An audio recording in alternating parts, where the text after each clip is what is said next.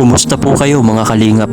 Welcome pong muli sa aking channel, Kokoy Art, ang artist ng kalingap. Akin na pong inihahandog sa inyo ang magpapakilig na painting sa ating lahat. At syempre, hindi ko makakalimutan magpasalamat ng marami sa lahat ng nanood at sa lahat ng mga nag-likes at lahat ng mga nag-comment at lahat ng nag-subscribe sa huli kong upload na video na hanggang sa ngayon ay patuloy pa rin itong nadadagdagan. Salamat po ng maraming sa suporta, especially po dun sa mga hindi nag-i-skip ng mga commercial ads sa video.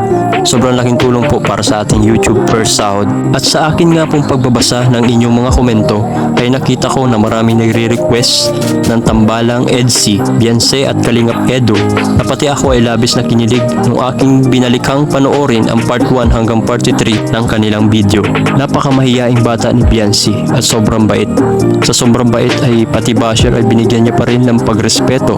Maraming salamat po sa lahat ng mga nagpapaabot ng tulong para kay Beyonce at sa kanyang pamilya. At wag po nating kalimutan suportahan ang tatay ng Kalingap, Kuya Bal Santos Matubang.